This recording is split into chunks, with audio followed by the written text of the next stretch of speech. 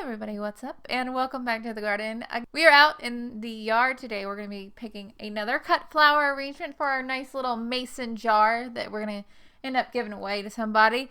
But a lot of things are still in full bloom, mainly the Snapdragons. So we're going to make another flower arrangement with just mainly the Snapdragons for the base of this. First thing I'm going to do, obviously, is I am going to pick a lot of Snapdragons because these things are absolutely gorgeous. If you haven't watched any other videos, these are the light pink Chantilly Snapdragons that we planted last fall. I'm just going to go ahead and get me a few dozen of these. Maybe, well, not really a few dozen. More like about 12 of these, about a dozen of these.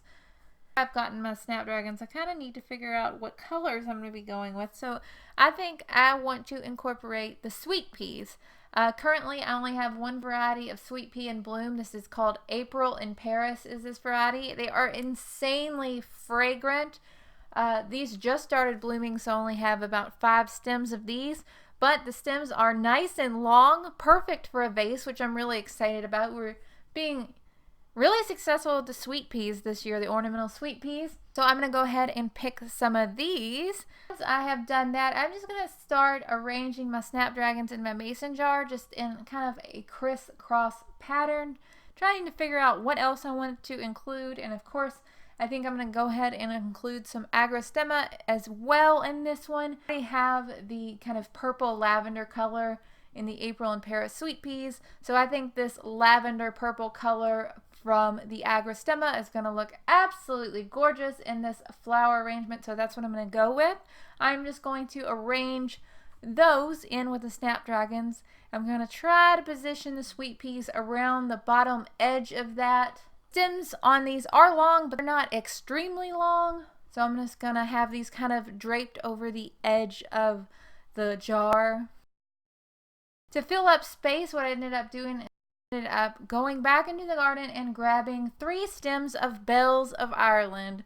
Now, these bells of Ireland aren't the tallest flowers in my yard, but we were marginally successful this year, so I wanted to grab some of these gorgeous bells of Ireland and just add them in for a nice, just beautiful, vibrant green touch of color. The green really makes this whole thing stand out as just a beautiful pastel arrangement, and overall I think it turned out really nicely.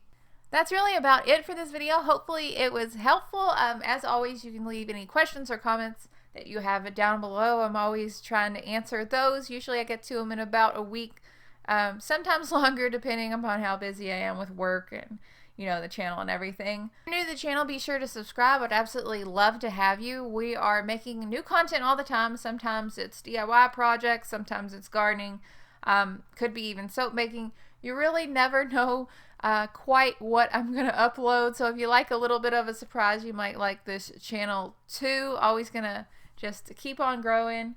Be sure to tell your friends, hit the little bell icon, all that good stuff. I hope that you guys are having such an amazing day. I will talk to you all later. Bye, guys.